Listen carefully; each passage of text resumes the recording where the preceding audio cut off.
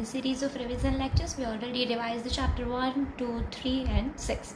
Now we are revised chapter number 4, audit evidence. क्या है audit evidence में? सबसे फर्स्ट है ऐसे 500 में क्या होता है? ऑडिट एविडेंसेस कलेक्ट कैसे करने, क्या होता है एविडेंस की डेफिनेशन कि हम कोई भी इंफॉर्मेशन को यूज़ करके अगर उससे सफिशिएंट अप्रोप्रिएट एविडेंसेस कलेक्ट कर पाए या कंक्लूजन तक पहुंच पाए तो वो एविडेंस माना जाएगा।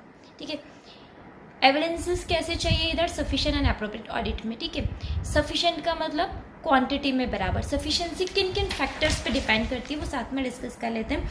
मटीरियलिटी, अगर ज़्यादा मटीरियल ट्रांजेक्शन है, ज़्यादा ट्रांजेक्शन्स को चेक करना पड़ेगा।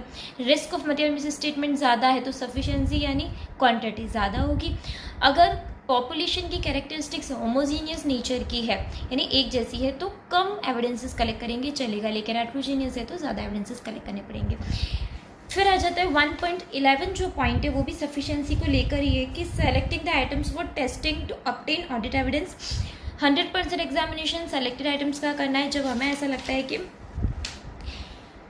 हम टीओसी टीओडी यूज़ कर रहे हैं। टीओसी मतलब टेस्ट ऑफ कंट्रोल और टीओडी मतलब टेस्ट ऑफ डिटेल, लेकिन उसी पर्टिकुलर ट्रांजेक्शन को डिटेल्ड में चेक करें या उसी पर्टिकुलर कंट्रोल को डिटेल में चेक करें। ठीक है, नेक्स्ट आ जाता है लेस देन 100% मतलब सैम्पलिंग यूज़ करें और हाई वैल्यू ट्रांजेक्शन है तो हमें सब चेक करना ही करना है क्योंकि हाई वैल्यू या एक पर्टिकुलर थ्रेशोल्ड से ऊपर का अमाउंट से। ठीक है, 1.11 भी हो गया। सफिशिएंसी का मतलब समझ में आ गया। अब हम आ जाते हैं अप्रोप्रिएटनेस। अप्रोप्रिएटनेस वर्ड जो है वो दो पर्टिकुलर आर से मिलकर बना है, दैट इज रेलेवेंट और रिलायबल। मतलब क्वालिटी अच्छी कब होगी? जब वो इन्फॉर्मेशन जो होगी वो रेलेवेंट लॉजिकली कनेक्टेड होगी। जैसे हमने इस साल का अगर ऑडिट करना है तो इस साल से कनेक्टेड एविडेंसेस या इस पर्टिकुलर साल से जो भी ट्रांजेक्शन्स हैं उनके बारे में पता लगाते हुए लास्ट ईयर के कोई भी ट्रांजेक्शन्स। ठीक है, तो लॉजिकली कनेक्टेड होंगे, दैट इज रेलेवेंट।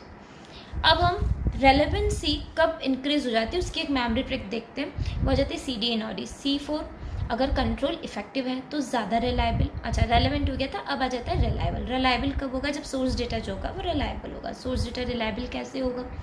उसके बिल्स वगैरह जो है वो फेक नहीं होंगे। रिलायबिलिटी कब बढ़ जाती है? उसकी मेमोरी ट्रिक मैंने बताई अभी, CD and OD। C4 control effective है तो।